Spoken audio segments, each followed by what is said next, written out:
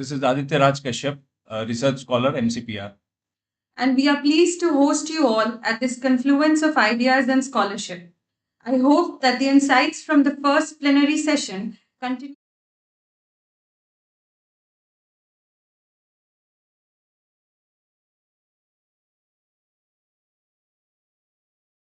in an era of global uncertainties, which is proudly being hosted by the Malviya Center for Peace Research. Professor Anju Sharan Upadhyay, ma'am, who will be chairing this plenary session. Not just an eminent scholar in peace and conflict studies, gender studies, and international relations, but also an accomplished author. Having done her postdoctoral research from the London School of Economics and Political Science, she has been associated with the Banaras Hindu University for over 4 decades, serving in several significant teaching and leadership capacities. And it was during her tenure as Dean of Social Sciences that the Malviya Center for Peace Research was established. Currently, she is the Global Fellow at the Peace Research Institute Oslo and also holds the position of Distinguished Professor of Public Policy at MIT World Peace University. We are pleased to have your esteemed presence in this session, ma'am. I kindly request you to come on the stage.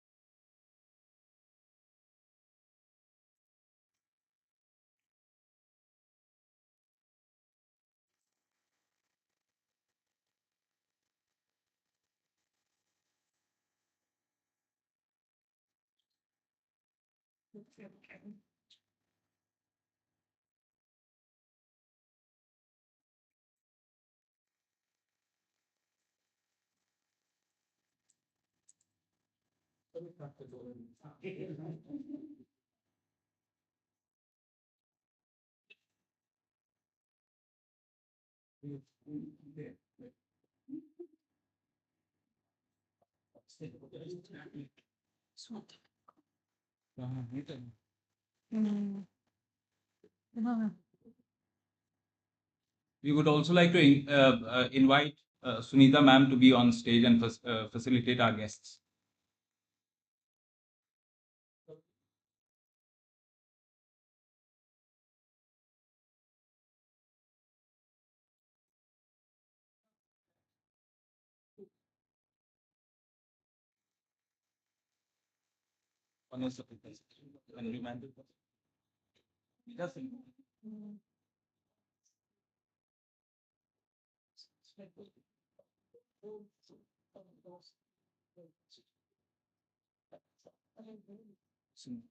Just invite them in.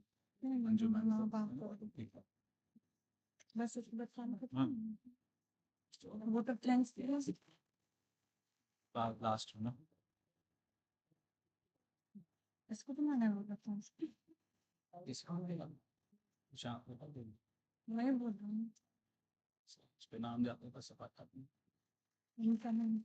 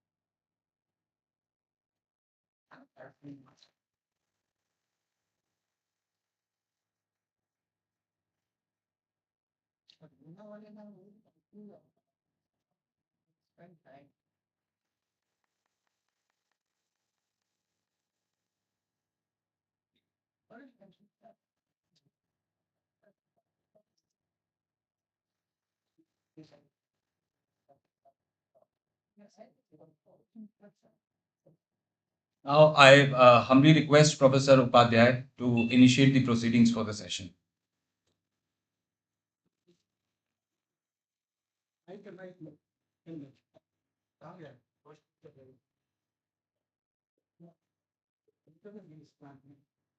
Can you hear me? Can you hear me? Everybody like the last slide?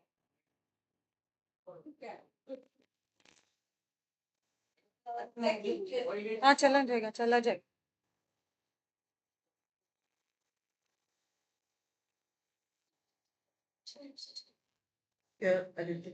Thank you very much. So welcome back. We are all aware that it's not a very easy task to have a post-lunch session, and I regret why did I go in for my second helping. But welcome back for the second plenary session. As you can see, we have a galaxy of scholars. We all enjoyed the first plenary session, and we are looking forward to this wonderful, diverse, dynamic session. As you know, that the organizers have kept the floor open, like the speakers have a fullest scope of making a presentation as per their choice, as per their specialization. And so we have 2 hours for this session.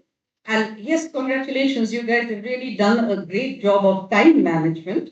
I was thinking, why are you making tea break for an hour? But it turned out it was good. and especially for the first session, nobody was rushed. Everybody could ask questions, everybody could respond. And hopefully, in this session also, the same will be the case. So we have with us Professor Datta B. Dandage from MIT World Peace University, Pune. Professor Dandage is the Chief Belief Officer of World Peace University at Pune, where we also spend some time.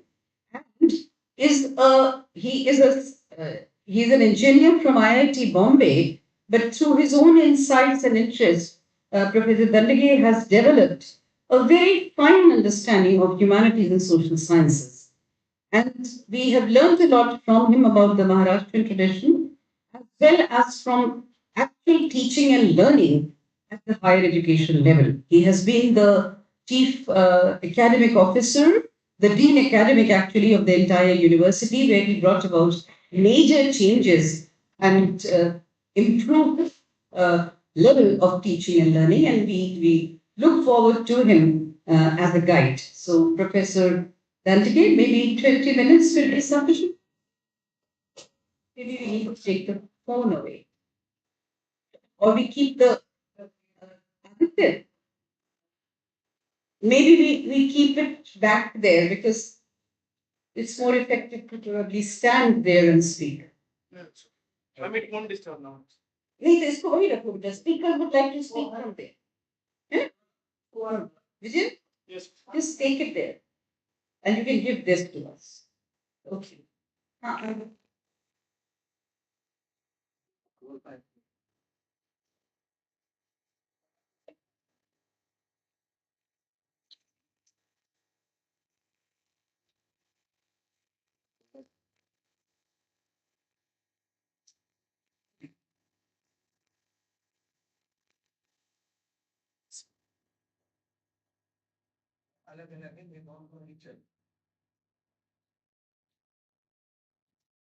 Hello, good afternoon.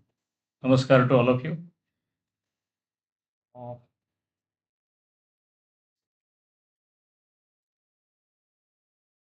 Anju madam has already introduced me as a technologist. For last more than 35 years, I have been teaching chemical engineering after learning it in IIT and ICT Mumbai.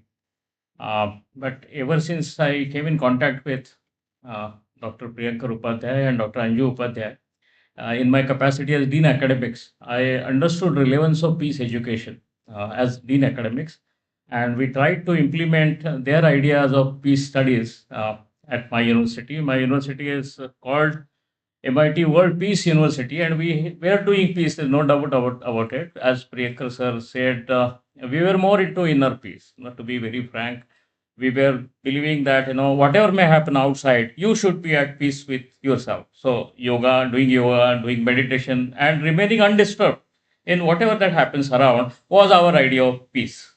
To that, social dimension, outer dimension was added by fully respecting the place of inner peace by uh, Priyankar sir. And that was a great contribution to our peace philosophy itself. And that reflected in our courses.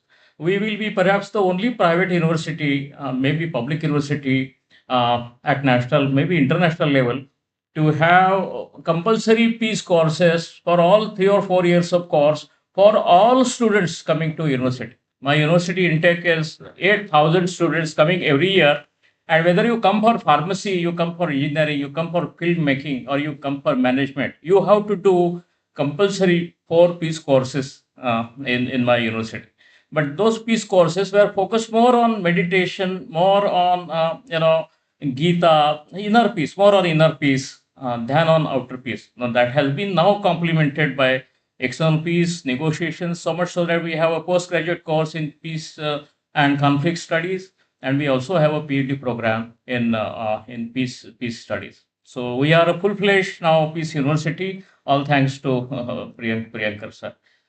I learned my own peace basics because I'm basically a chemical engineer, and are there any engineers who are here in this audience? But then the way engineers are taught, that engineering pedagogy, you call me once again here, I'm highly critical of the pedagogies used in engineering. So they make, and I'm talking about IIT pedagogy. It's very narrow.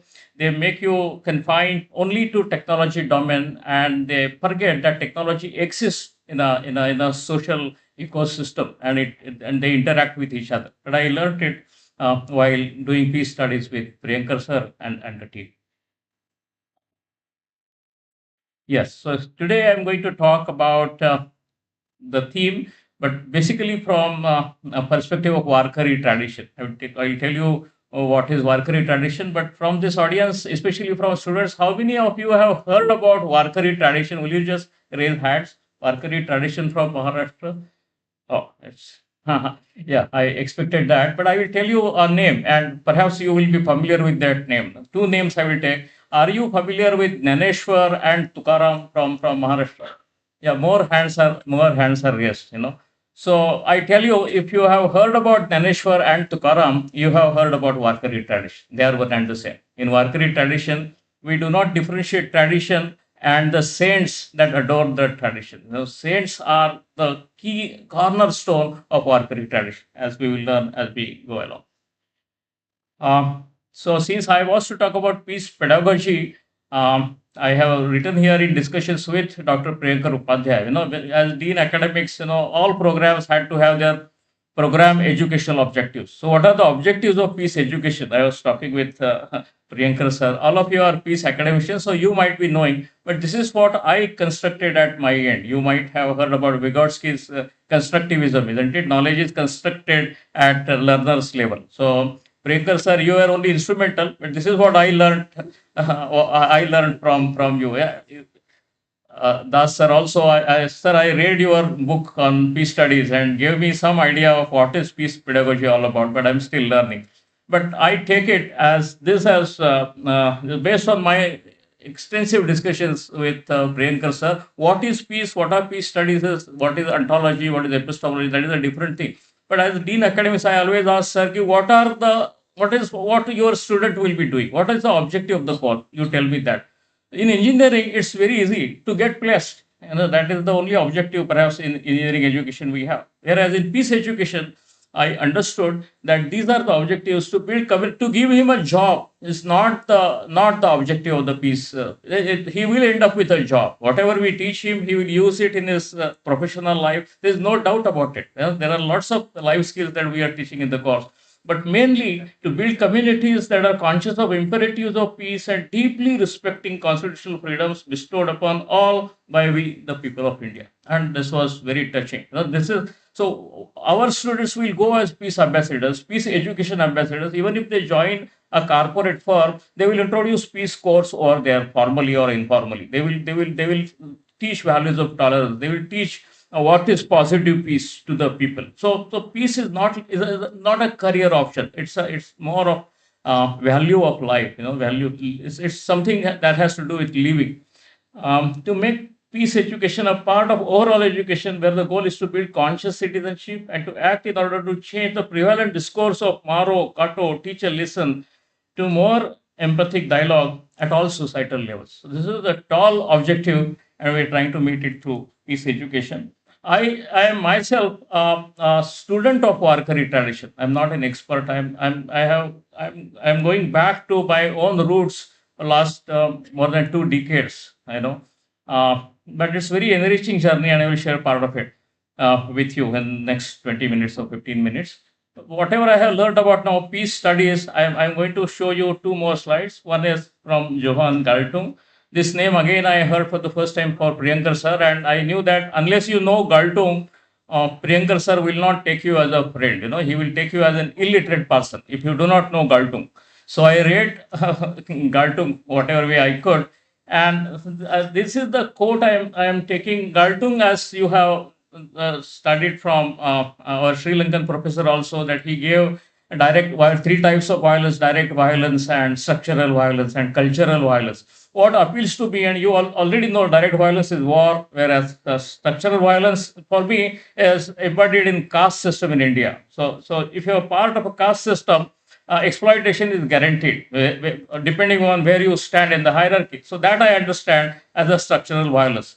But most important thing that touched me from Galton's writing is the concept of cultural violence. So direct violence or structural violence, cultural violence legitimizes it. So much so that someone who is suffering from that violence also is not able to fight that violence. Is not able to stand up and say that this is wrong. Okay. So what makes that possible is cultural violence. So I will skip this now. You know that cultural violence legitimizes. In India, in Maharashtra, in Hindu society, it was highly legitimized, based on past karma. It's a simple explanation, and that was bought by the entire society. All the four varnas had bought into it. So much so, do you know that there are four varnas, and for fourth or Shudra varnas, moksha is not allowed. Do you know that? They are not allowed sannyasa also. So first three varnas are given sannyasa as their adhikar. But fourth varna, seva is their moksha. Serving the upper three varnas is their everything. And they didn't challenge it. Why? Because they were told that this is the result of your past karma. So do this karma in this birth, you will get next birth of a Brahmin, perhaps, higher one, depending on whatever punya you gather this life. This had to be opposed, and this opposition was done by Warkari saints or 1000 years. But the saints tradition dates back to 700 years. So how they did it, I wanted to study this as a case study. In Maharashtra, saints are revered, but they are not followed. Especially academicians, engineers, even peace education is no one. The purogami, progressives, communists. No, I have friends from all ideological colors, and they don't look at the Warkari tradition. They think that Warkari tradition belongs to illiterate Maharashtrian people, and no hopes. So they will just do bhajan and say Vital, Vital, Vital, and their saints like Tukaram and Naneshwar have perhaps taught the same. Actually, this is not the case. Warkari saints were the most progressive people engaged in what you call opposing cultural violence perpetrated in the name of religion. That is what I'm going to show you. So this is Gartung, and this is our own Samir Das sir. Thanks for giving me this idea about peace studies. You have said many things about peace studies, but what touched me is this quote from your book on peace studies, that peace as preservation of differences. It was the first time, I got diversity argument well coached in peace education language, and I'm thank you, sir, for saying this, that peace as preservation of differences implies a constant re-articulation of differences. Peace studies as a discipline cannot but be a critic of the very disciplines of understanding the differences. So, peace is preservation of differences, peace studies is understanding of the differences, and peace practice is how to deal with these differences without bringing violence in the picture. And for me, sir, saints are the epitome of following this practice. So these are the key ideas in peace building that I have gathered, but I will not go through them. You are peace students. Let me come to Warkari tradition. This is on this corner. You see Lord Vittal and Rukmini. Vittal is the Krishna basically who has come to Pandharpur for some reasons. And here is the view of Pandharpur, and the river is Chandrabhaga River. It is called Chandrabhaga in Pandharpur only, but it is Krishna River. Okay, so it is Krishna River, and there is the Lord Vithoba, more than 1500 years old tradition, and it is a living tradition. So even today there are two waris, that are pilgrimages undertaken by lakhs of people in Maharashtra. They start with an image of a saint, not an image of God. The image of a saint, image of Tukaram, image of Nirobara, image of Jnanadev, and they start traveling from their own village to Pandharpur. So more than 10 lakh people gather on in Ashadi and Kartiki 2 days in Pandharpur. And when they are walking, they are just loving Vittal, loving each other and serving each other. So it's a great message of unity that they give to all involved. So spread in Karnataka, Andhra on the banks of Krishna River, its central deity is Vithoba, its headquarters in Pandharpur in Solapur district. And Masha Vithobacha Kaisa Prema Bhava, it is prem, love that defines Vithoba and Warkari movement. Apanachi Hoya Deva Guru. What it means is Vithala is your Guru, and he is also your God. So he guides you. And this is very, very significant because there is no Guru Vad in Warkari tradition. There is not one book, there is not one Guru. Okay. So Gurus are all saints or Gurus only. Okay. And this is like Sikh tradition. And Sikh tradition also had roots in Warkari tradition. I'm going to talk about it. And a God for all, nearly a God for, really a God for all. This Vithoba is God to all castes, all creeds, all religions. You believe me, there are Muslim saints in Warkari tradition. So they do namaz, and at the same time they participate in the Warkari tradition, the Warkari movement. It's a unique blend and it's practiced even today. It is practiced. Now this tradition is being appropriated by some Hindutva forces, but I am sure it's a living tradition and should be live intact, and peace educators, peace researchers have to study this tradition, learn from it, and keep it intact in its essence. So it's a God for all. I just remember Sheikh Muhammad, it's a saint, 15th century saint, very near Pune. Uh, and one of his line is, Sheikh Mane mi Avinda. In Marathi, or it might be in Hindi also, Avinda is Musalman. Vinda is to have shade over here, okay? To have this hole in your ears is a symbol of Hindu male, isn't it? So, someone without that hole, without that shade is called Avinda. So, Avinda is Musalman. Sheikh Mane mi Avinda. Pari Maze Rudhayu Govinda. So I am Avinda, but in my heart I worship Govinda. That is a Warkari tradition for you. He doesn't have to leave his Islam. He doesn't have to leave his namaz and prayers. He keeps praying 5 times a day on way to Pandharpur. That is the confluence of traditions Warkari tradition is all about. So again, you can see people from all castes, they are singing bhajans, and there is a palki, there is a palanquin. Inside that, there is image of saint. So, Varna Abhimana Visarali Yati. This I'm quoting from Tukaram. You will see many Tukaram quotes in my presentation. Forgetting the caste pride, forgetting the caste itself, we walk. That is a very explicit statement. You don't have to infer it from their behavior. They say it loudly in their text. Lakhs of Warkaris come to Pandharpur, chanting name of Vithoba, Dhaneshwar, and Tukaram. I'm just showing the pictures. These pictures are taken by my friend Sandesh Bhandare. I have forgotten to write his name. But then they walk on feet, and they may not have chappals, they may have chappals. But they walk with tulsi on their head and chanting bhajans. It's an experience all of you should have. The Warkari, they move at nearly 20 to 30 kilometers a day. So you can join on one of the legs and just experience it yourself. So they travel on feet. Palkis have images, saints mostly from lower caste. All these saints of Warkari tradition, there are a couple of Brahmins in them, but mostly they are from lower caste. All saints are from lower caste, claiming Vithoba's love and sharing Vithoba's love with all. The women see how happy they are because Wari is undertaken for experiencing a joy within yourself. Joy within yourself. This joy is the result of being in communion with Vitthal in you and also the Vitthal in all around you. And this changes the game. So Warkari is not about the inner peace only.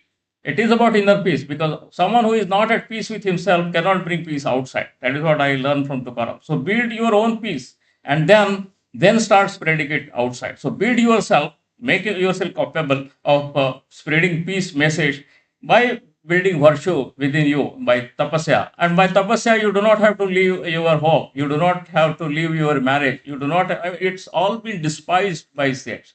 So you develop the virtues within yourself by chanting Vithoba's name, by having purity in your behavior, and then go outside. Spreading the same love and same message of unity.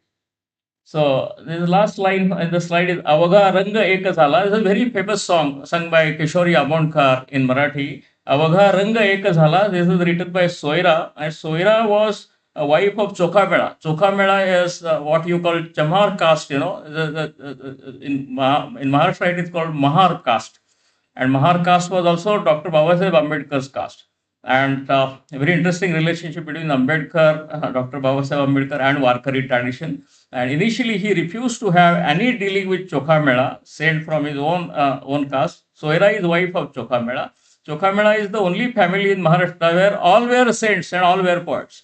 Okay, and their poetry is heart touching, and it talks about equality, it talks about human dignity, and it talks against Brahminism in such a language which is very radical on one side, very respectful on the other side. It's a lesson in how to communicate your protest to the party that is doing injustice to you. All of you should study it. I will talk about it. But Avagha Ranga Eka Zala is all colors are blended into one, and that Vithoba ka color also has become the same. And all of us, by keeping our colors intact, but that colors, they all come together in Vithoba's color. So you see this image. This image is drawn based on Janabai's poetry poem. That poem is again very famous in Maharashtra. It's called Vithu Maza Lekurwala. Lekurwala is basically a deviation taken by Janabai. And generally in Maharashtra, mother who has many children is called Lekurwali, and it does not have gender counterpart as Lekurwala. This is Janai's creation, and she also belonged to lower caste. And her poetry is, you should read that poetry. How modern it can be, it is, in its content. So that Janabai has portrayed that says Vithoba. Vithoba is like a male mother to the saints, and all saints are her children. And the two saints sitting close to heart of Vithoba, they belong to the lowest caste. One of them is Chokha, other is his son, Karma Mela, and all others are around. So the saints are central to Warkari tradition. Uh, Key ideas of Warkari Panth. Madam, how much time is it? 7 minutes. Another 7 minutes. Okay. So key ideas are Kodahi Jivasa na Ghadava Matsara. This is secret of worship of God, who is Lord of all and resides in all. Devacha Sambandhi Vishwachi Soiri. Basically, do not hate anyone. Any Jiva you don't hate. And Devacha Sambandhi Vishwachi Soiri. You look at Vithala as an agency that connects you to the entire world. This is something again peace people should understand. How the place of Vithoba, the secular people, they shun God, by imitating colonialist, by imitating the Western thought. But Vithoba was created by us, and idea of Vithoba will be used by us. That is what saints teach us. Uh, Difference between saints and yogis, I will leave it. But uh, this was the social reality before Naneshwar. Shankaracharya was 7th century Acharya who defeated Buddhism. In the wake of Shankaracharya, next 500 years, a lot of ritualism grew in Maharashtra, in India. Okay, and Yadavas were ruling, and there is a book by Hemad Pant. Hemachandra he is called. He was Diwan of Yadavas, ruling in Devgiri. It was Devgiri that was decimated by Alauddin Khan, and Islamic rule in South India began with that decimation in 13th century, late 13th century. Why it was decimated again? Because Brahmins were busy in ritualism, and all castes were busy in ritualism. They had forgotten whatever lofty ideas given by Shankaracharya. So much so that Hemadpanta writes a book called Chaturvarga Chintamani. All four vargas, what rituals they have to do. And do you know how many rituals he has listed? There should be at least 360, at the most 365. There are 2000 rituals listed in that book, Chaturvarga Chintamani. So all society was doing those rituals. It is on this backdrop that Daneshwar is born. It is on this backdrop that Namadev is born. It is on this backdrop where there are no Brahmins heading, whereas Islam is invading your country, your religion, and how to respond to all these challenges. That is the how to respond to the threat. This is Warkari tradition is all about. Uh, so these are the lessons learned from their precursor. I do not have time to go into it, but what Janadev learned is use people's language. They did all their construction in Marathi, and they paid for it. So Brahmins punished them; they were persecuted, but still they kept writing in Marathi, people's language. That is one important lesson. Next is they brought everything under one Vithoba. They said your Khandova is also Vithoba, and your Devi is also Rukmini. And this is a great synthesis brought about very thoughtfully. And all caste, all creeds were under the same. I will not. This is my very favorite Abhanga of Namdev. I won't take it. Tukaram, I won't take it. Janadev, I will now present these four saints to you of Warkari tradition. Janadev, the philosopher, setting narrative against cultural violence. So he was the first person first saint who set the narrative, himself persecuted a lot, but not a single word of bitterness you will find in Dhaneshwar. That is so much so that this Dhaneshwar, who took samadhi at tender age of 21, he wrote his commentary on Gita when he was 16. He is revered all over Maharashtra as Mauli, as mother, because that there is motherly love in his literature. Okay, so he was treated as lower than a Shudra. He propagated spiritual humanism, and he did not despise Shankaracharya. Shankaracharya said Jagat Mithya, and Dhaneshwar said I am following in the way proposed by Shankaracharya, but he took a diversion. He said Jagat is not Mithya. Dhaneshwar said Jagat is not Mithya, Jagat is real, people are real, sorrow is real, and they have to be served. Okay, and Jagat is just an extension of God. That is what is called Chidvilas. So that major narrative change was brought in by Jnanadeva. Followed even today, you go to any Warkari and ask him whether Jagat is real or not. He'll say Jagat is very much real and it has to be served, as Jnanoba Mauli has told us. Uh, Namadev is contemporary of Gnanadev, and he was a leader. He attended samadhis of all saints of his time, but he did not take samadhi. After Dhaneshwar took samadhi, he left for north, he left for south, and Namadev, last 25 years of his life he spent in Punjab. So much so that Guru Nanak Sahib says that Simaran Bhakti that I am telling you, I myself learned it from Namadev. Even modern Hindi poetry scholars, they tell that first Hindi kavita poetry was written by Namadeva. So these people were not happy with inner peace. If they were happy with inner peace, they would have confined themselves to their small villages. They went outside and created a movement, and that saved the nation. That saved the religion, which is now to be proud of by people who are now trying to appropriate Warkari tradition in a very wrong way. So Ekanath was middle-aged son in 16th century, and he was pillar of the momentum against cultural violence. So Ekanath was a Brahmin, very learned Brahmin. He came to Kashi and did his commentary on Bhagavad. Okay, and for doing commentary in Marathi, he was punished, but he won the debate here in Varanasi, completed his commentary on Bhagavad, and that showed that it is open to all castes and creeds. That was his life mission. Okay. You will not believe 16th century said on the day of Shraddha, he could feed untouchables officially. Even today, he says you cannot do that. His own, perhaps descendants won't do that in Python anymore. Okay. But he did that in 16th century. So the spirit of equality and how to spread it, it requires a lot of diplomacy to do that. You should learn that art of diplomatic communication from saints. Then finally we come to Tukaram. This is my very pet poet. There's many Abhangas. He has written 4,500 Abhangas in a short lifespan of 42 years. I have been reading Tukaram for at least last 20 years. I have found out some 1,500 Abhangas on which I am writing my own commentary. The way to understand Tukaram. Here are some of them. Look at the first line. It is war for us. रात्रंदिन आम्हा युद्धाचा प्रसंग अंतर्बाह्य जग आणि मन. What Tukaram says is, it is war for us.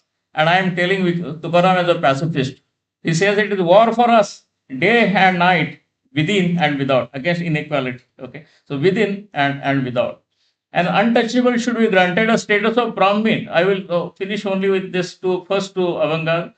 An untouchable should be granted a status of a Brahmin if only he wears the jewels of peace, compassion, and tolerance. So, if you wear the jewels, you are more than a Brahmin. And Brahmins who do not have the jewels are not Brahmins at all.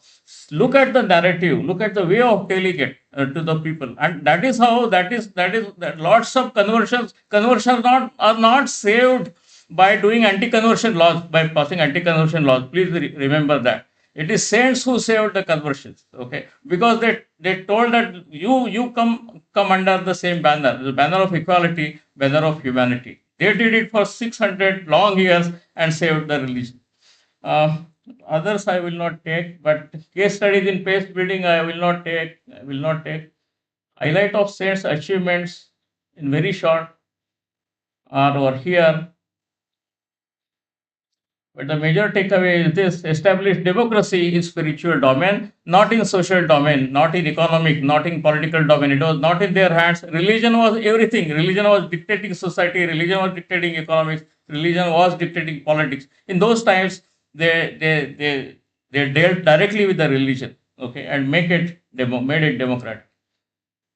Uh, I will just end with the last two slides, but this is very famous Abhanga. I will make this worldly life a joy. Avagachi samsara sukhacha karina. That is a vow that taken by Naneshwara and by Namadeva, and we follow it. So entire world we will make happy. How Naneshwara and Tukaram Namadev say in two different ways, by filling the three worlds with the inner bliss, because Naneshwar is the yogi. Okay, but Namadev says, though it is full of unsurmountable grief, I know life is full of grief, and still I will make the entire world happy with my doings, with my service. That is the Pravruti Marga of Varkari saints. And takeaways you have understood, and I thank you.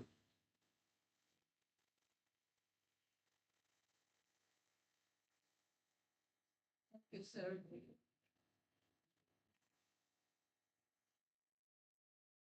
Thank you so much.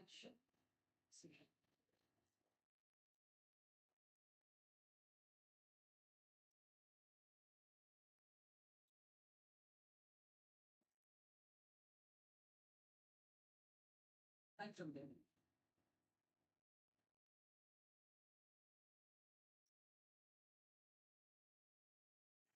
Thank you so much. I'm sure your very, very crisp and enlightening presentation was one of the wonderful lessons that the delegates and the participants would have felt. The tradition of saints in southern India, starting from Maharashtra, and the connectivity that they brought to the north in terms of establishing their engaged existence. The world is not to run away, it's not simply to sit and meditate, it is to make it a happier place. It was a great tradition that very unfortunately remained quite innocent to or ignorant to the people of the north. We do study, uh, you know, the priesthood and the various rituals that had become quite a big problem, but not in a very comprehensive way as the reforms came from the south. We also studied that there was a reform movement, but mostly the northern scholars have focused more on Dayanand, more on the Brahmo Samaj, and more on the reforms that happened in the north, but not on the various traditions that took place in the south, and more importantly, a very strong living tradition.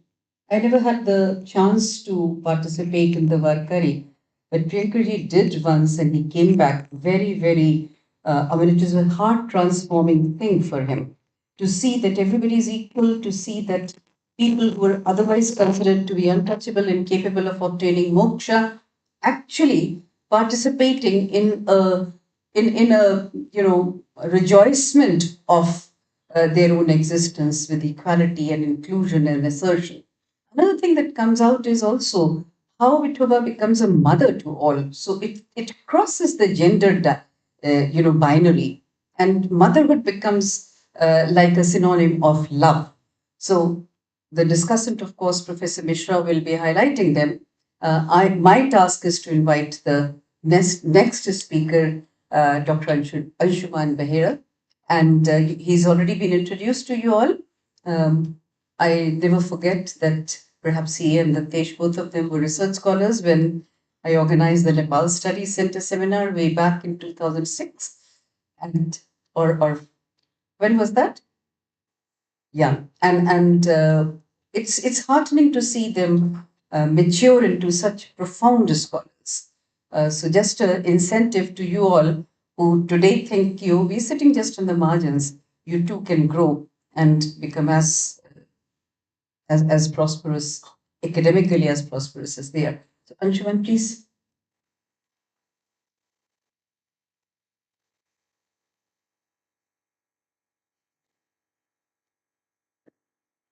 Good afternoon, everyone, and namaskara. And before I start, let me revisit those days in 2006. That you came in 2003. I followed you after 3 years. This was my first ever international seminar, first ever, and that is why whenever I visit BHU, I feel that there is a moral responsibility and to come and speak well, speak sense. Because my supervisor, who is no more with me, those days, he said, both Anju and Priyanka, they're my friends. And prepare well when you go to the conference. 3 to 4 drafts on the abstract changed.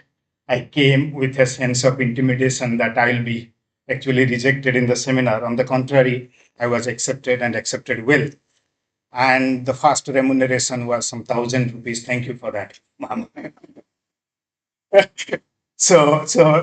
Doing good academics is not only academically or intellectually rewarding. Financial fund is also rewarding. So, what I am going to speak today is something I would not say that it is not actually discussed, but it is discussed very inadequately. Before I speak, जो लोग सोए हैं please जाग जाइए, कुछ अच्छा discussion करने वाले हैं. Okay. You know that the official position right now, few months before, the government of India actually declared come March 2026, will completely kind of finish the left-wing extremism, right? And we are in the exactly in the mid of March. I'll not get into the judgmental aspect of whether the Maoists are gone or not, but there is a larger kind of debate that what exactly the violent protest movements achieve. And I'm actually in the middle of writing a book. When I started with dealing with the internal conflicts, those are violent in nature, this theoretical puzzle actually came occurring to my mind. And we try to sort of, from domestic to we went to the regional level. So I titled my talk today that when the protest turned violent, revisiting the peaceful right to peaceful kind of protest in an era of radicalized movements. If I can rephrase, borrowing the conceptual kind of thing that Professor Das actually said during the world of uncertainties. Yes, thank you for that. And that actually captures well.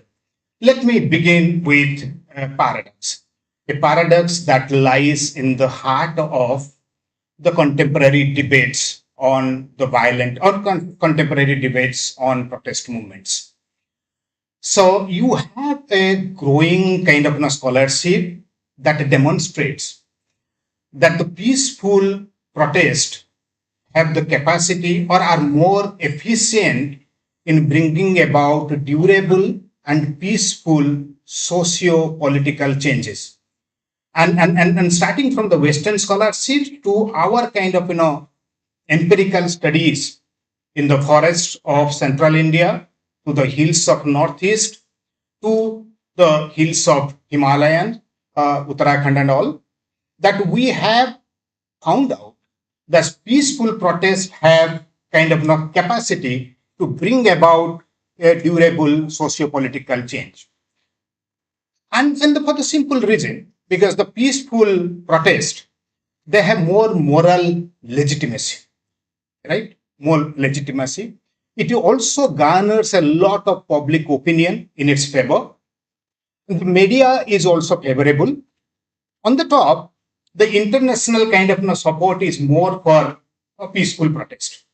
But then the recent political developments in our domestic affair and in our neighborhood, to specifically mention our friend from Sri Lanka is here, Sri Lanka, Bangladesh, and Nepal, they actually complicate this consensus that peaceful protests are more legitimate and they produce more socio-political kind of durable changes. What we witnessed in Bangladesh, Nepal, and Sri Lanka, that it actually created a troubling kind of perception What is this troubling perception? That radicalization in certain circumstances can be politically effective, right? This leads to two important theoretical puzzles. The first, why do protest movements radicalize despite the demonstrated kind of advantages of peaceful protest? That is one. The second question is very, very, very important for me. And this question is, does the perceived efficacy of radicalized movements risk eroding the very normative and the institutional foundations of democratic right to peaceful protest? Now, this is very, very important, because what we see that the political changes in Nepal, Bangladesh, and Sri Lanka, and then in some parts of India, we have actually seen that violent protest can bring about political changes. So before getting into my analysis, let me situate my entire kind of research in the larger and the broader debates of contentious kind of politics, right? And when I'm talking about this contentious politics, I always maintain that protest or should not be actually understood or engaged in isolation, because there is a lot of specificity. I borrow from the ideas of Mao to Gandhi, okay, and then the structures of the society, the state response, and the shifting kind of strategic calculations of the protest actors, right? However, when we try to understand this kind of an escalation of the protest, okay, it requires more than a descriptive kind of an analysis to the protest dynamics.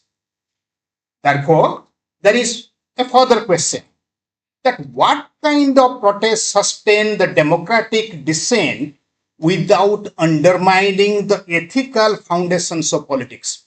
For me, I'm getting into the zone of a lot of normativity. I'll come to that, why I'm getting into that. And okay, and that is where Priyanka sir was mentioning in the morning. Gandhi is, of course, we have spoken a lot on Gandhi. And when we speak about Gandhi, there is a lot of constipated kind of face. People think Gandhi has been overspoken.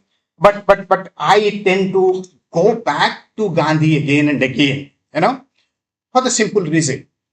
When we sort of, try to dilute or reduce Gandhian political or social thought to mere moral kind of doctrine, we actually tend to develop this kind of saturation for the Gandhi ideas. So my approach here is that Gandhian political or social thought is a theory of political action. It's not mere a kind of a moral doctrine. It's a actionable political kind of a theory which is grounded on moral authority, collective discipline, and transformative kind of a dialogue. Hence, my central argument today is the Gandhian nonviolence provides both an analytical and normative framework through which the protest movement can sustain pressure on political authority while avoiding the spiral of radicalization that often delegitimizes the democratic dissent. Let me further this kind of an argument with three important propositions and followed by further kind of an analysis. So to the question, or to answer the question, why do protests actually get radicalized? My first kind of proposition is on the motivation of the protest actors, right? So when we are talking about the motivation of the protest actors, let's not kind of complicate, or let's not actually come to a conclusion that the motivation of the protest actors are homogeneous in nature. There are two things actually explain. One, the protest participants, some of them actually motivated by the socio-political grievances. But then some other, unfortunately, those who are at the leadership position, most often are actually guided by or motivated by furthering the kind of personal interest or kind of their own agenda. And there is also a troubling kind of process there. Most of the things when we observe this violence involved in the protest, you will invariably find the shift from realistic issues to the distorted kind of sentiments. I'll give you an example. The farmers' protest, you remember, right? So the realistic issue, this was a rightful democratic protest movement. Let's have a kind of a consensus around it. But then there is absolutely no scope for somebody to get onto the stage and say that we'll cut off the chicken neck area, threatening the territorial integrity of a sovereign state, whether it is India or any other country. That is where the distorted sentiment comes to overshadow the realistic issues, right? The second thing, why the motivation actually goes for the radical kind of response is the breaking down of or the rupture of social cohesion. And I'm very grateful to all my previous speakers. There is something very, very important and common that actually kept on rising, starting from Professor Das to Professor Upadhyay, Dattes, and Professor Dange. That is the whole concept of fraternity. You didn't speak in this many kind of words, but let me take the liberty and conceptually present it. That there is a rupture in the fraternity. When I'm talking about the rupture in the fraternity, in one hand, we are witnessing a lot of kind of vertical solidarity rising. Professor Das actually mentioned about the Meitei and the Kuki conflict. So when you see the Meiteis are actually offering vegetable, let me take to my field study in Manipur and a comparative perspective on the Kandhamal riot between the Christians and the Hindus.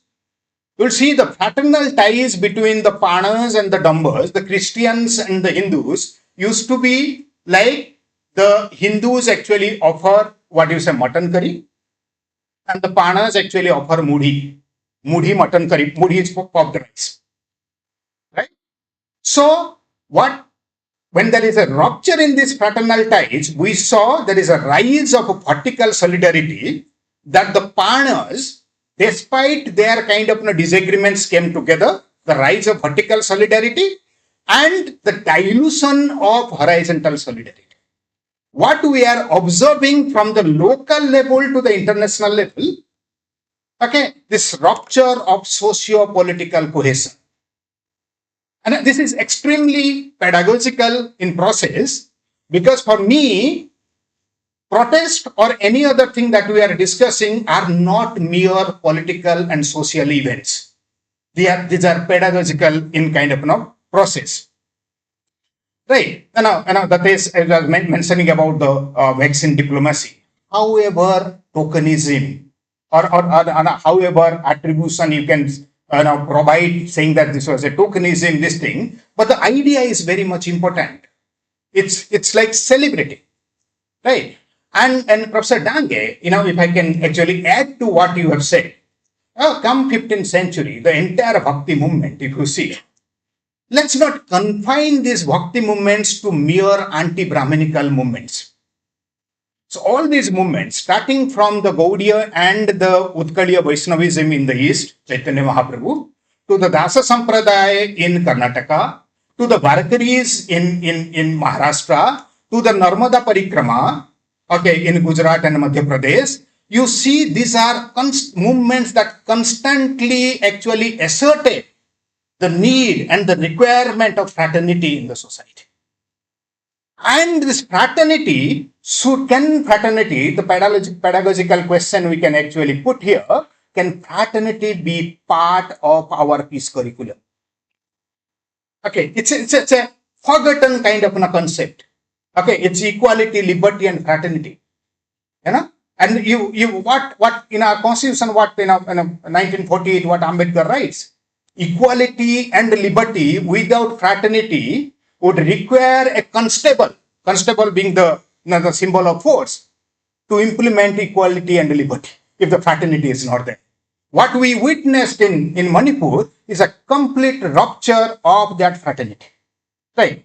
My second proposition is on, like, very quickly, when most of the protests actually they start peacefully, eventually they lead into or they get into bit of violent movements. There are two explanations who actually captures this. One, that this protest actually escalate as a response to the state repression, the violent repression. Okay, that I'll not get too much into this. But the second one is very, very important to discuss. Is that the belief that the force and violence can actually bring durable political or social change. The romanticization of violence, starting from what we saw, the whole ideas of Naxalbari to left-wing extremism, that the continuous process, to those shayaris like जब वो सूले पे बात आए टकराना जरूरी है जिंदा हो तो जिंदा नजर आना जरूरी है. These are like celebration of violence, right? And this is very, very the romanticization of violence. My third proposition here is on the efficacy of the violent protest in bringing about durable and peaceful socio-economic change. Okay, let me very honestly confess here that while the scholarship on violent and non-violent protest doesn't offer complete consensus, but then the weight of empirical evidence, okay, the empirical evidence I'll give you. Okay, my last book on negotiating development and the margins, it was on Odisha, natural resource conflict and people's movement. We have the two important movements. One is the Niyamgiri movement, the Vedanta against Vedanta, and the second was the POSCO.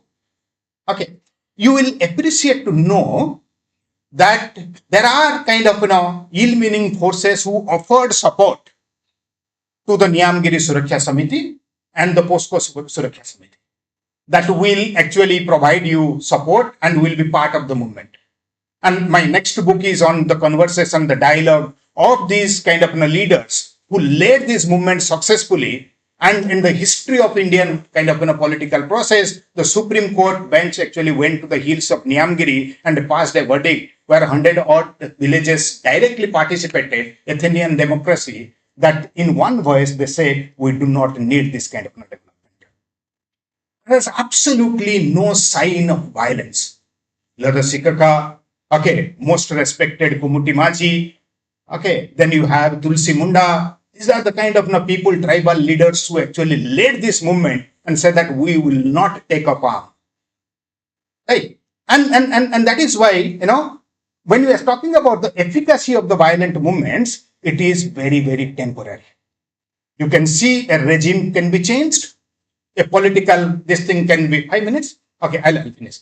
The particular leader can come to power. A particular ideology can replace another ideology. But these are short-lived, right? And what you see in these areas, POSCO to Vedanta to to other parts, Sundarilal, Bahuguna, and all that, these are long-lasting socio-economic changes that actually come.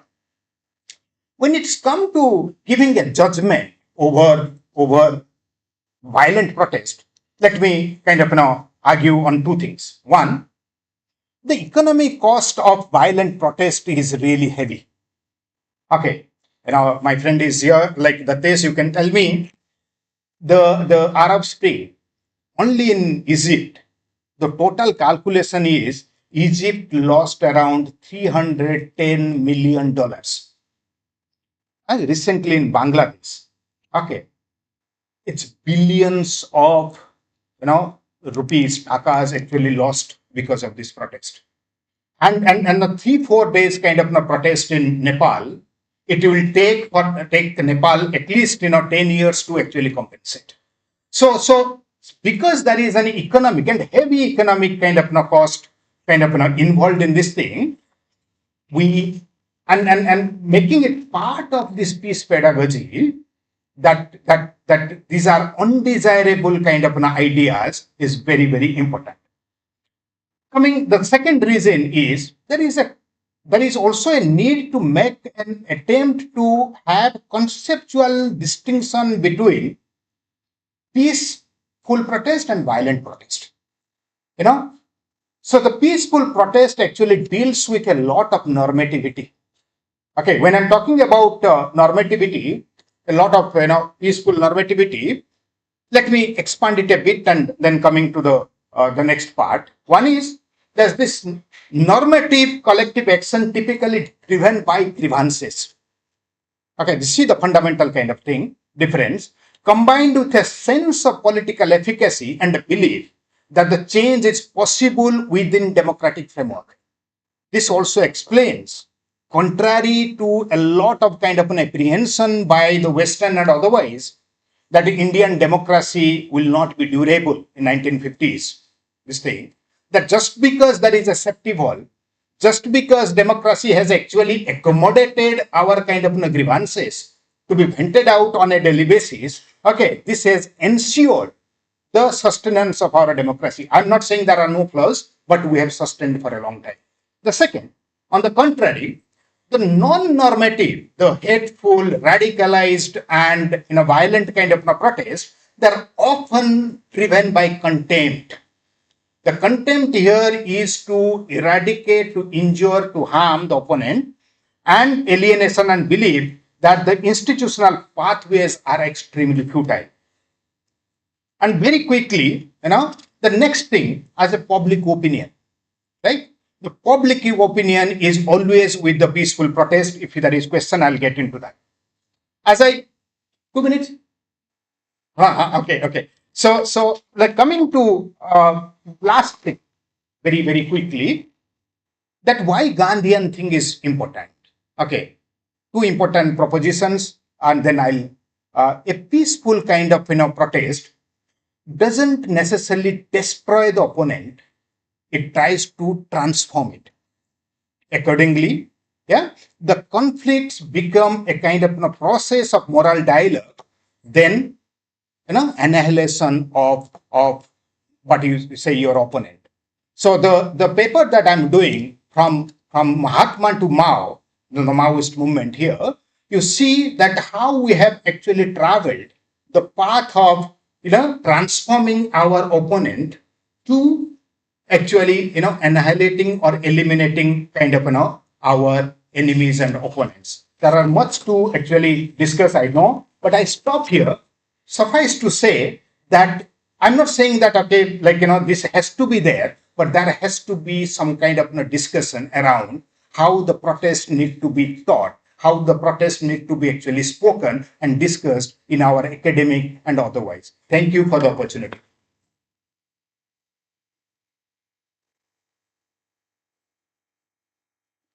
Thank you, Dr. Behera. Thank you very much for pointing out or elucidating a very common phenomenon that we have witnessed in South Asia, and that is about the protest movements. And also identifying how the pre-modernists and the constructivists, they vary in their interpretations, whether these are genuine or they are provoked by the personal ambitions of people.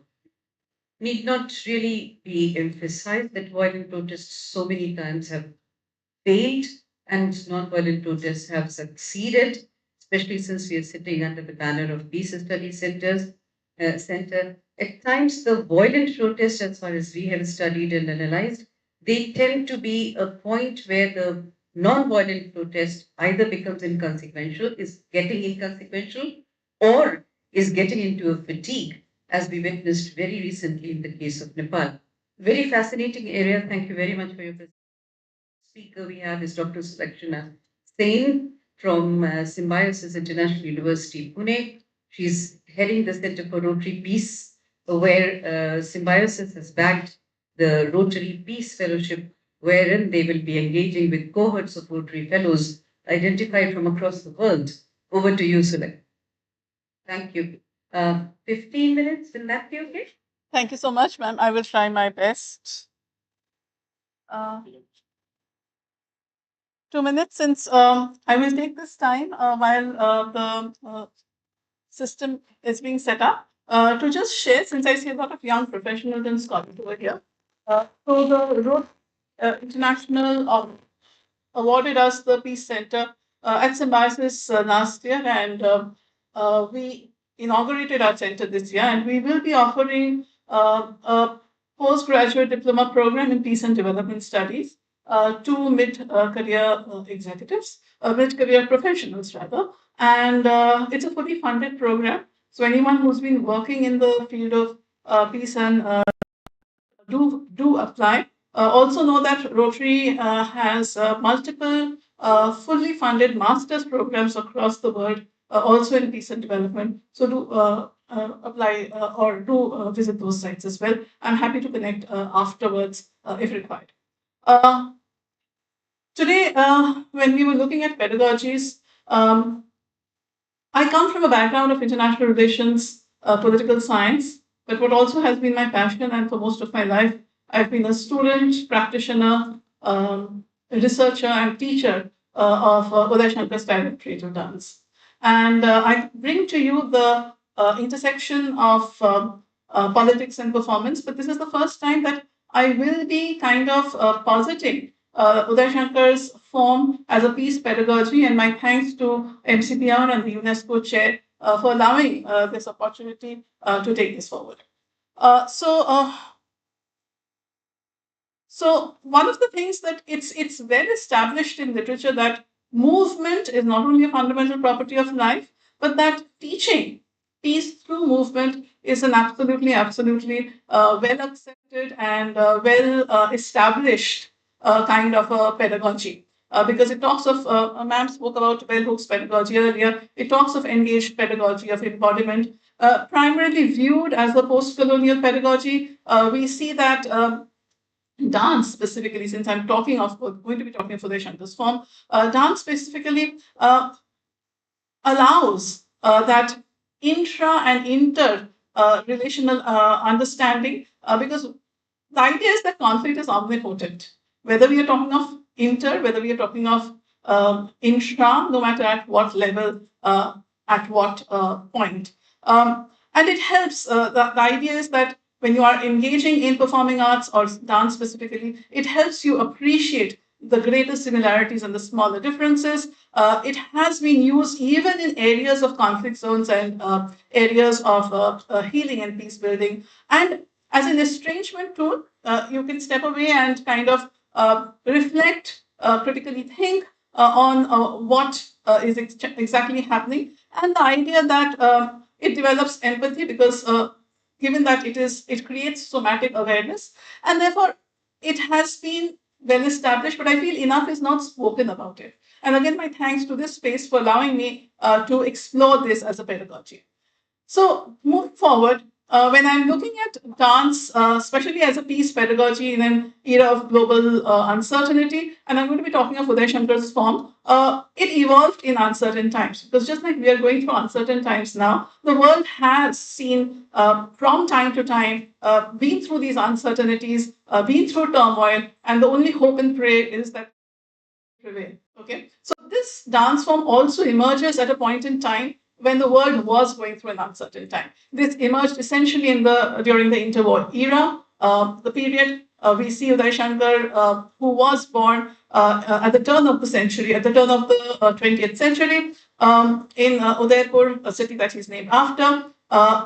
His father, initially a tutor to the Maharaja of Jhalawar, essentially becomes rises to the position of a prime minister of Jhalawar. And Uday Shankar's maternal grandparents' home is in Nasratpur, which I've been told is just a few kilometers away from Benares. And we find him like between these two spaces growing up, and he's a rebel. He's a rebel in the sense that he is from a Brahmin family, but he is, and one of the earlier speakers brought out the understanding of the caste system, right? Professor Datta brought out the understanding of caste system and the infringement of it. But Uday Shankar, a rebel, finds solace in the music and the art of the Chamars, and he visits their villages. And we find that his family, for the life of them, cannot understand why this young boy is so fascinated by art, when his grandfather, maternal grandfather, is a zamindar. His father is also in the political field. That why he would be so engaged and entranced with art. But nonetheless, his father recognizes his talent, and he does complete his art degree in JJ College of Art, moves to the Royal College of Arts in London, and we find that his transition from a painter to a dancer happens. I'm giving you a bit of a background to understand that during this period, the period that he was in Europe and England for almost 20 years, he begins this transition as from a painter to a dancer. But it's essentially talking about and telling very tales that have already been told, stories of gods and goddesses, stories of Mahabharata, the epics, Ramayana. But it is from a perspective which is, I mean, we can actually say that the Orientalist perspective, because he is performing for the Westerners their idea of India. It's only when he comes to India in the mid to late 1930s and he sets up his school, the Uday Shankar India Cultural Center at Almora, which was then in the United Provinces. We find that he's impacted by um, the contemporary happenings, which is the national struggle, and there is a distinct shift, therefore, from his tales of gods and goddesses of exotic India to the reality of modern India. And as you can see on the left is an image of Uday Shankar with Anna Pavlova, a then ballerina, who actually kind of gave him the space to move into performance from his life as a painter. This is a very drastic change from the previous picture, because in the previous picture you saw Uday Shankar representing Lord Krishna to Pavlova's Radha. This is an image from Uday Shankar's Kalpana, the only film that documents his work. And while it was published, or rather released in 1948, completed in 1947, work on it had actually begun from the 1940s. And we find that work had begun from the 1940s, and people like Gurudat, who were students at the Almora Center, were actually working on the blueprint of it. Now, he has been hailed as the ambassador of the cultural ambassador of India. He brought in a revolution in dance. I've told you about his earlier productions and the difference and the distinction between his later performances. The uniqueness of his style was that whenever we think of classical or folk dance forms of in India, we think of language, we think of costumes, we think of festivals, we think of different aspects related to some region or the other. For Uday Shankar, he created a pan Indian style. It did not have a ethno regional centricity. And this was probably in keeping with the national movement of India, which, as Romila Thapar says, that the only identity was being Indian, apart from all the other smaller loyalties and national identities. So, but why did he feel the need to create his own style? Because there was the classical form, there was the folk form. And this is where I am going to bring in the uniqueness of Uday Shankar's style and why we need to look at peace teaching through performing arts. Not only that, but also Uday Shankar's style is one of my contentions. Primary difference lay in the stories that they were telling. If you look at the classical form, again, stories of gods, goddesses, stories of epics, but through a very well structured grammar which is encapsulated in the Natya Shastra. If I look at the folk form, then of course, about community, but also about celebrating community, about celebrating marriages, rituals, religions, religious festivals, harvest, and so on and so forth. But Uday Shankar's narrative fills in a gap that is not covered by either of these. And what are they? And as Anju ma'am also earlier said, in the first half, storytelling becomes extremely, extremely important. And he is telling stories through his heart form. On the left, you see the first scroll that runs through his film Kalpana, when he says, because his Kalpana is his dream for the India, the modern India that the makers of modern India are trying to, bring in place. And he says that if I mean, look at this best understood through through his work rather than my talking about it, since it is best understood through his work rather than my talking about it, since it is an audiovisual medium. And so, do we need to switch this microphone on? Okay. The first item that I'm going to play for you, these are just 2 minutes kind of clippings, is from his earlier period, Kartikeya. It's the only item which is talking of the god Kartikeya going out to challenge the demon Tarika, based essentially on Kathakali movements, which will need a very a strict interpretation. I'm not going to play the full piece, but just a bit of it to show you what the stories he was telling earlier, and then distinguish it between the stories that he's telling later on in life.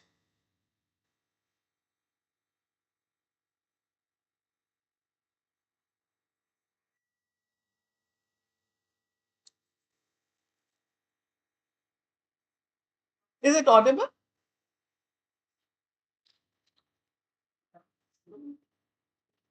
Lights, fantastic.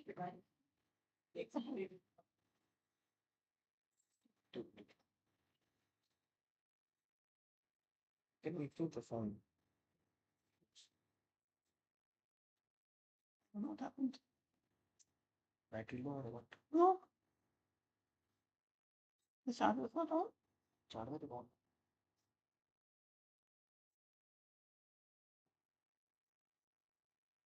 No, there's no power connection.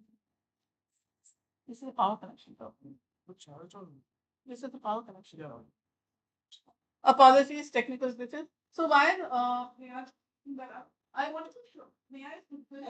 This is headphone. So while just wanted to share that whether this production, whether it is what I would show you, he's talking in Kalpana. His Bharat Mata is not the image that sorry, thank you. His Bharat Mata is not the image that we find Abanimrul Tagore drawing. His Bharat Mata is dressed in rags. And his Bharat Mata says that what's the point of this glorification if I, as a mother, cannot feed my children? When he's talking of education, he questions what's the point of this education if it is only about getting a job, if it is only about how much dowry I can get, if it is only about what kind of a position or a status I can find in society. What is the point of this education? We've come back to Kalpana.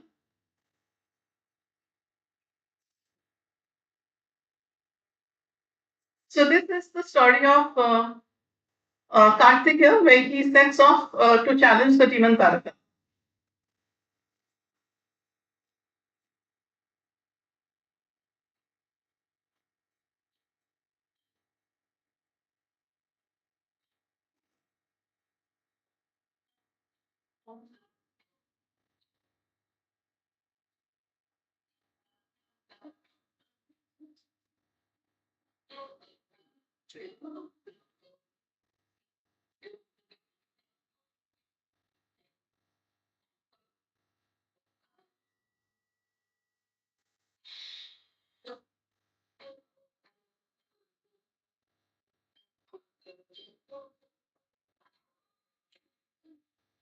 And finally, he goes on a chariot to challenge the demon Taraka. But as you see, it's a lot of mudra. It's not understandable to the layman. Let's not show you the second piece. It is the later part of his production. Again from Kalpana.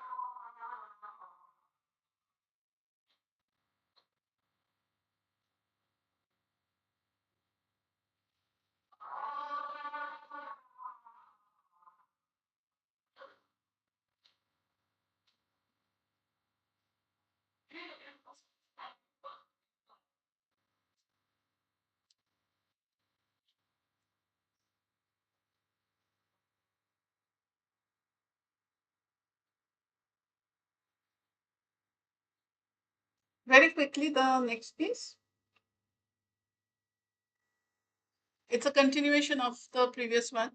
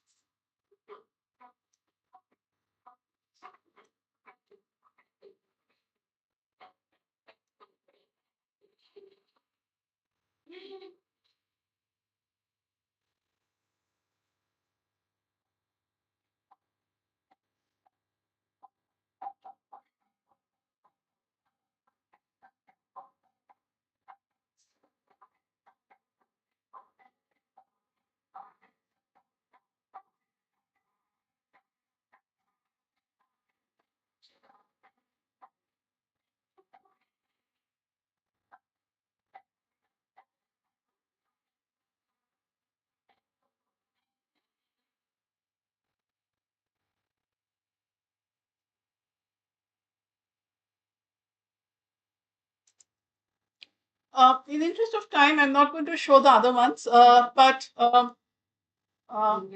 yeah. So I will just quickly that when we look at Uday Shankar's style, we spoke about right to protest, we spoke about uh, life without compassion, without empathy. And then as a pedagogy, if you're looking at outcomes and storytelling as a narrative, this kind of takes forward the idea that when you look at his other productions also, Sir spoke about, Professor Das spoke about the Brahmaputra overflowing displacement. He has created items regarding Chinno Bichinno. We spoke about East Pakistan in the morning, the stories of the refugees that were brought back. So he creates items to tell these stories but were not told by the other classical or the folk forms.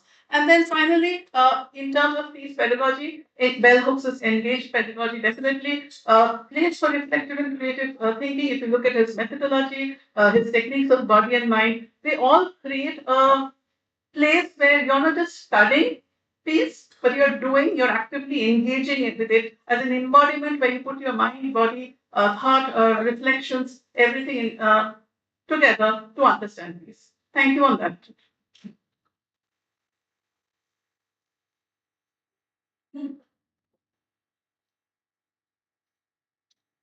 Thank you so much, Dr. Sain. We were all mesmerized, and that's something that we've been pressing since morning. That writing a piece of essay on a pen and a paper is probably important, but what is important also is that those uh, young and not so young people who are inclined to analyze, dissect, present, produce knowledge through other forms, painting, dance, drama, should also be welcome. I recall that I scan some of the applications for Ivy League schools, and they have a very important segment in them, and that is essay writing. So the answers that one came across were not always answers like we say, 3,000 words or 5,000 words. At times they were poetries, at times they were cartoons, at times they were pictures, and at times they were videos that the candidates or students themselves had produced. So very, very interesting and very encouraging for people who look at alternate uh, pedagogy, alternate tools of disseminating something. We now move on to the last speaker, Dr. Anita Pauline Day. Dr. Day has been associated with the center past 20 plus years, and she has worked on the teaching of religion in schools. We have at the center have very, very emphasized the fact that a lot of communal misunderstanding happens or takes place because there is ignorance about each other's religions, because we don't know what the other side is doing. And that somehow became a casualty in the process or in the project of modernization of our country. I wouldn't blame secularism for that because that didn't come up just as a accidental thing. If you study the proceedings of the Constituent Assembly of our country, we find that repeatedly there was a constant refrain on being secular. Only then our nation can exist. But that didn't mean that we just abstained from knowing about religions. So Dr. Gay has worked very extensively across the country, visited madrasas, gurukuls, and all those teaching places or temples where she could go, and she was very successful at that. I have no clue what she's presenting this afternoon, this evening. So over to you, Dr. Day. Thank you. Thank you. Am I audible? Yes, I am. Okay, you've been sitting for a long time. I'm going to make you all do something which I do with my children. Don't mind. Just pick up your hand and swing it like this if you don't mind. You need to circulate that blood. Yes. I'm a school teacher, so I'm going to be talking about all these things. What I'm going to say over here was when I first prepared this paper, it was based completely on my experiences. It still is, but there is a little bit of difference. The time when I prepared this paper and the time now is totally different. And one of my own students who's in class 7 asked me one day, ma'am, all these things that are going around, how can we talk about peace on an empty stomach? You know? And we can speak, we can discuss, we can read books, we can do research, which has to continue because we have to look for options and solutions. But it is not necessary that everyone is going to accept it. The feeling of peace in every different part of the world is, different. But definitely it involves people, partnerships, the entire planet that we've got, and prosperity. Money is very important. You can't be at peace if you want to have money and you don't have it. And then, of course, we must not forget that everyone wants to have peace, but does everyone want to have peace? Some people, the psychology is they do not want to have peace, maybe for different reasons, right? They want a disruption. They find that it's easier if they have a disrupted and fragmented scenario right around them and they enjoy it. So, how do you put all these people together? And then it comes that you're dealing with individuals. We are dealing with little children. I'm talking about the children I visited right across the whole of India. And whenever people talk, one very good development was that the United Nations came up with the Sustainable Development Goals. And 4, 4.7, and 16 are things after my heart, which is, education, linking it to peace, peaceful institutions. And let me tell you, just like five fingers are not alike, every institution I have visited across India, they are all different. They're not alike. Everyone has a spirit, their way of thinking, they're affected by the things that they practice. So I won't go too much into statistics, but one or two things which I would like to point out is a very major concern for us is the children who are going to school. What are they doing? Are they dropping out? Are they staying back? What is happening at the primary level, middle school level, senior level? What's happening in the rural areas, suburban areas, and in the, you know, different parts of society where economics is also very important.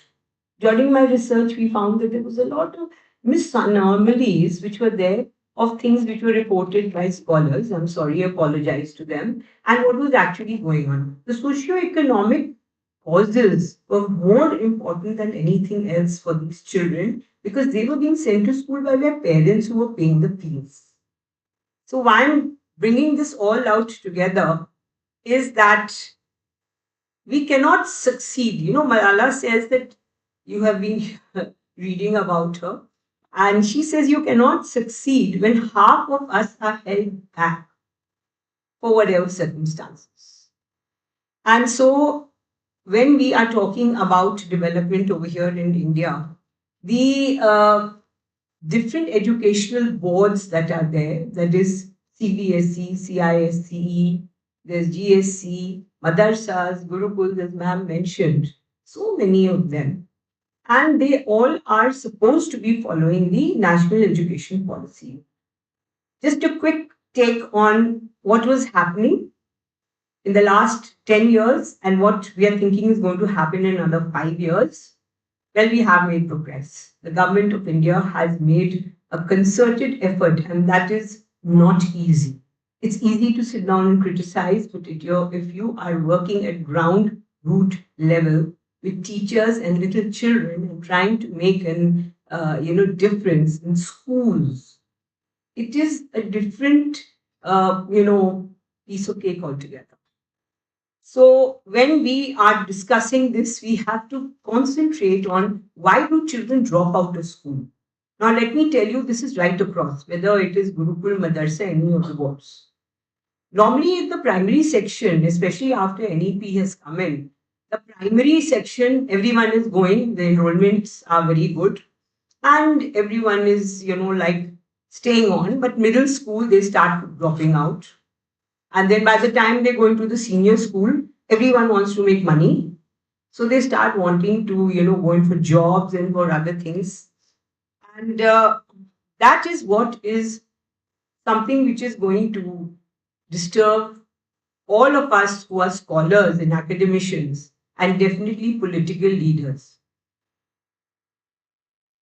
I did my research a couple of years back, but when I rechecked all the places which I had gone to, 8 states of India, and over 46 Gurukuls, Madarsas, CBSE, ICSE, and state board schools. You can see the universe of study. I'm not going to repeat it. North, South, East, and West. I deliberately chose those cities which had a history of conflict. And I interviewed in each school minimum of 100 students. least 10 to 12 teachers in the secondary level, and also the principals. A lot of findings are there. You can refer to my research, which I have done. I think it's in the BHU library. You can come to me. One main thing which came out is very interesting thing, We are living in Banaras. So this is Shivji ki Nagari. And Shivji ka Trishul, meaning it's a three-pronged, fork which he has. So I always think in threes. So the ethical and humanistic, emotional quotient, cultural understanding, mutual respect, and environmental stewardship. This is what we are doing with our children. Now I'm going to take you into our school. And through pictures, because they are more interesting, I want you to understand that these are not theoretical things, but actually are being practiced. And not only my school. I'm not allowed to publish pictures of other schools, so I can safely show you pictures from my school. We have group activity and we have debates. We celebrate something called Dada Dadi Divas, which is, free medical camp for the elderly above 60 years of age. We even have a catwalk for them in which they model, and those who are the most healthy, they get crowned and they're given a huge basket. Then we have Hope Day, in which children collect their old clothes, books, utensils, whatever is there in the house, the kabadi wala can take away, and they bring it. Every class sorts it out, and then they choose which organization or NGO they will go to, and they are going to share it with them. We go to a place called Ashray, that's one of the places, and Asmita. I won't go into the detail, you can Google and find out what they do. Besides this, to increase the cultural understanding and mutual respect, we have again debates, we have art exhibitions, very interesting. Our children celebrate something which the MCPR started 25 years ago. That is Children for Peace, Hiroshima and Nagasaki, Never Again. It's very interesting to see how children have discussions, and when they see those pictures, of destruction, they definitely say we don't want that in our country. We don't want it anywhere in the world. Then we have something called Concordia, in which we explore the older civilizations and learn what we can get from them. We have signed an MOU with reconnecting with the youth culture across 7 continents of the world. And we are totally connected with those children. Our children are connected with the children across the world. I'll come to that later, what they are doing. And of course, Intact is about their own country, about the indigenous things which are around them. And it's all very interesting because who wants to sit down and read books? Ye hota hai, wo hota hai, and this is the geography and history, and these are the customs. You want to do it. Children want to do it. You want to feel it firsthand. And then sports, of course, everyone knows it is compulsory. I must mention here that the government of India, implementing the NEP has done a wonderful task. They made it compulsory for each and every school, never mind which board you are from, or even from the disorganized sector, you have to report the physical fitness of the child. It's a 12-page document. And it's very necessary, not only the blood pressure, height, weight, the blood group, but even that when the child walks or jumps, does he pant or does he not? What happens? Who has up to now taken so much of interest in the well-being of the little ones? Don't forget, they are the future of our country and they're the future of the world. Then our children, not only our children, but children all over India, let me tell you, all the schools I visited, they are encouraged to write in the local language, to publish poems, prose, stories, and they have that sense of pride. So it's not about getting 90% in English language paper, Hindi language paper. It's about having the pride of, publishing your own book, expressing your thoughts. And when they write, that helps them to feel peaceful, definitely. because they have written what they have, which is very, very necessary. Pick Mackie, you already know, and very important is that they are green ambassadors. Again, the government, when they first came into power, they sent us to Kyoto. We were one of the schools through ESCA. It went, and we worked with the mayor over there cleaning up the river. And we came back with a lot of ideas, a lot of plantation. Let me tell you, plantation is not just like a takya kalam. Okay, even Rotary, I'm a Rotarian, and we love doing this, taking pictures in front of big posters that we, planted trees. But you know what our children came up with? They said, not only planting the trees, Raksha Bandhan, we are going to tie, the Rakhi around the tree trunks to protect it and then nurture those, plants so that they are there and then grow it in our garden, grow it everywhere. And now I want to take you to my school's history. The founders used to use this technique, which is coming back now all over the world. It is known as alpha learning. First few periods, you do your general traditional studies, and then after that, you go and you participate in any activity which you want, and that is a thing which you have to document. You have to observe, document, and you have to report it. It's not just like that. It becomes a very, very interesting exercise. So we nurture the minds to create the future, and our founders were very insistent that we should give them plots of land and allow them to plant trees and little, seasonal plants and watch them grow. Even today, if you come to my school, it's a campus where all the walls are also covered with a whole lot of trees and plants which are growing up vertically.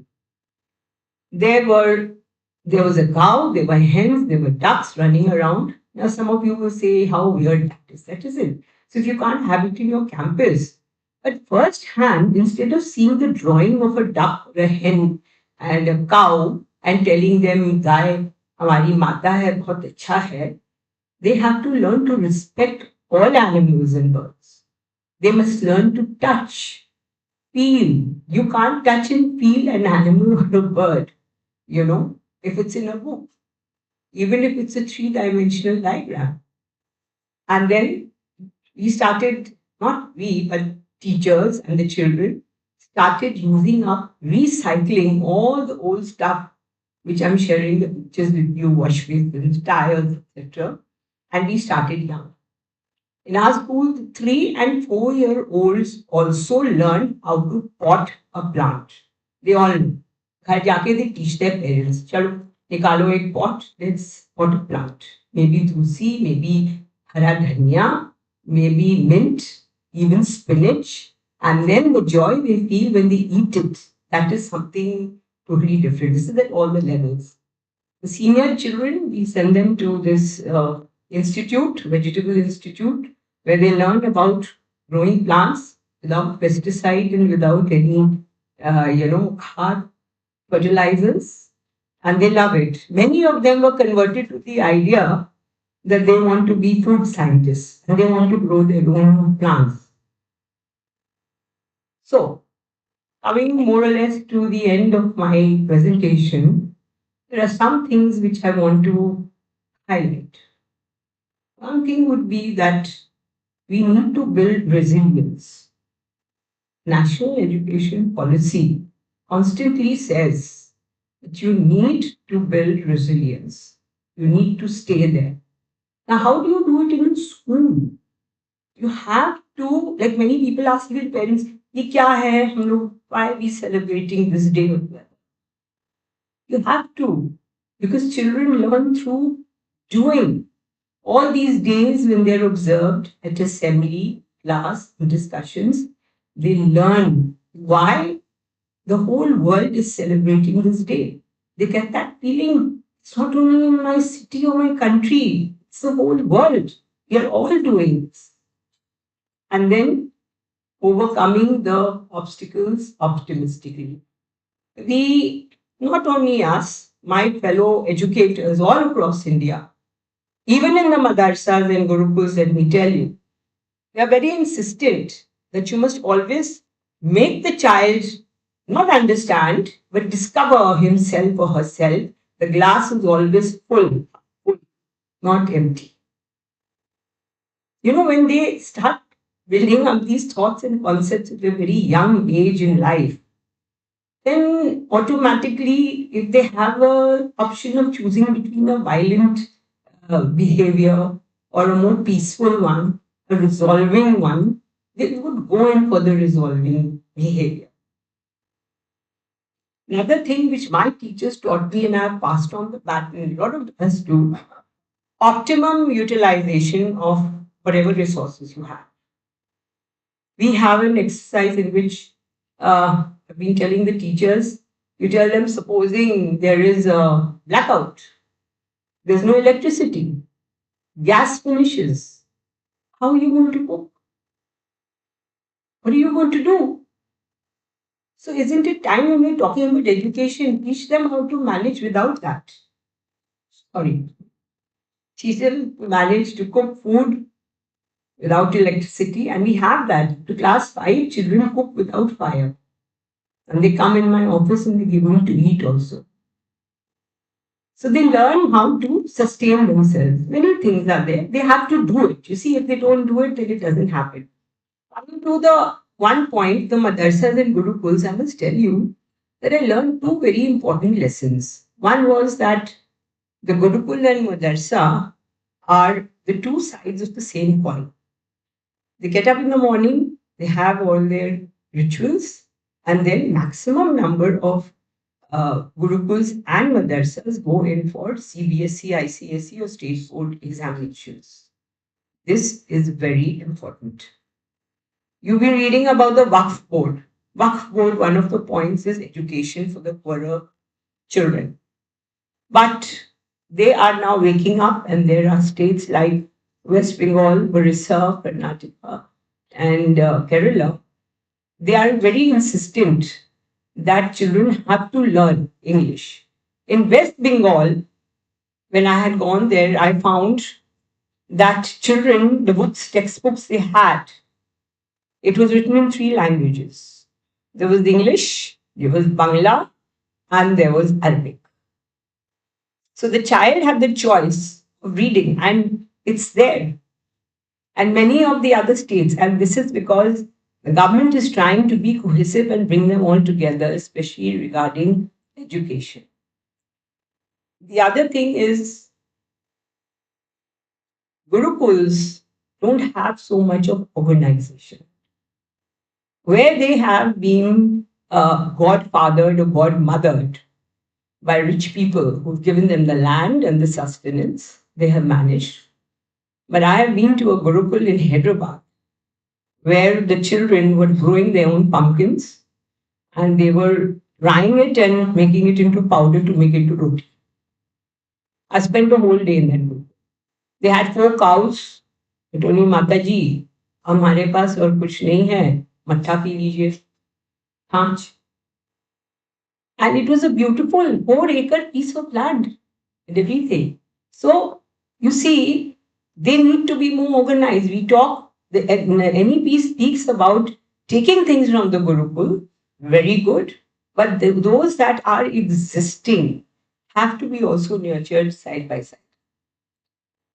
For doing this, we need to have good training programs. Again, the NEP is saying that we have to do it and we have to report it. The plus point is that it has to be reported. So we have training of students, the teachers, the resource people, and government people themselves are giving and providing. But having said this, there's one sector, one of the stakeholders who is missing from. The most important one, parents. Parents have to be also part of this program in which they have to be encouraged and use techniques and practices to help their children. So I thank you very much for all your help. Do I have 2 minutes? 2 minutes. Yogesh, can you play the last one? Imagine. Yes. Please.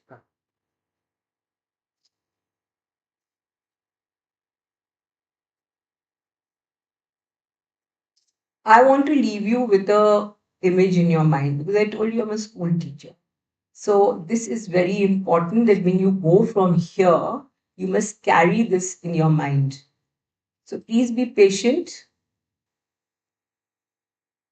We won't play the whole thing. We can play just 2 minutes and then stop it. Sound is the sound इसी को लगाओगे नहीं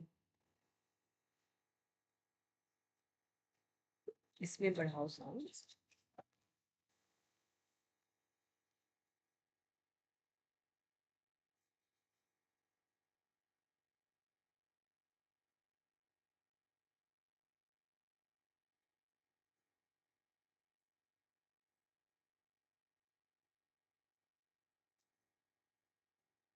क्या हुआ अरे इसको बढ़ा देना sound can you increase the sound सही से क्यों रोक दिया उसको कितना भी बज रहेगा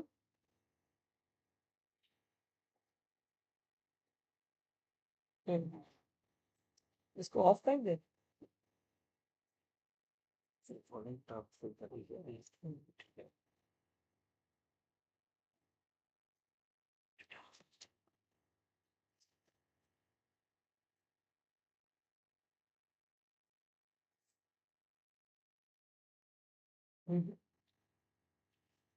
sound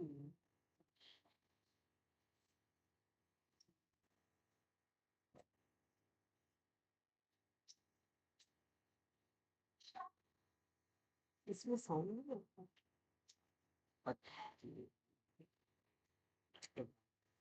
Okay, what is it? अच्छा वहाँ की वीडियो है नहीं बस ये नहीं थे साउंड नहीं भी चल रहे उसको चला दीजिए yeah he says he's going to if you have sound you don't have light he's going to do it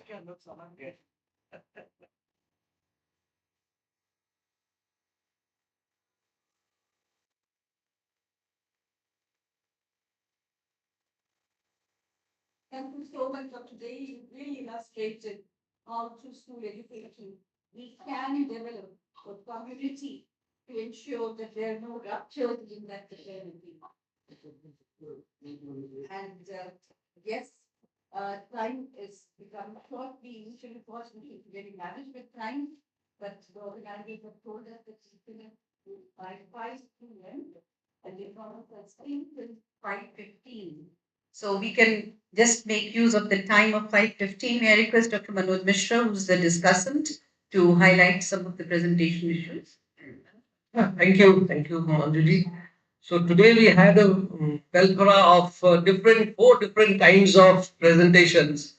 Like from Maharashtra, we found out how the Vakari tradition can bring us communities together beyond caste, creed, and color.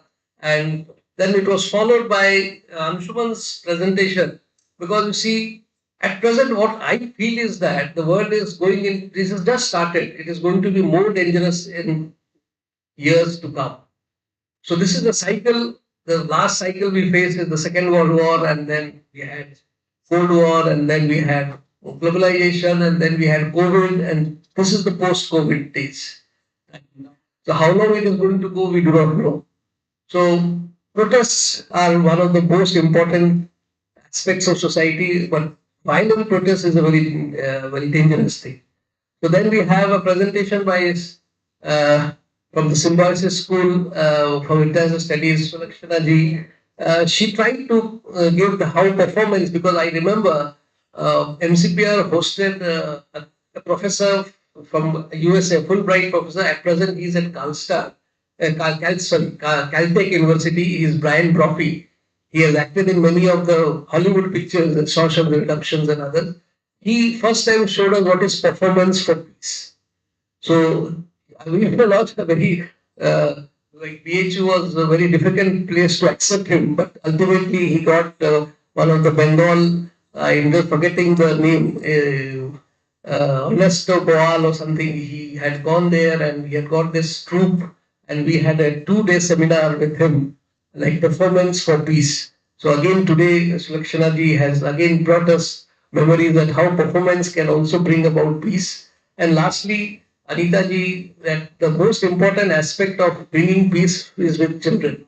So if you teach the children how to bring peace, then the society in the future will be a much better or peaceful place.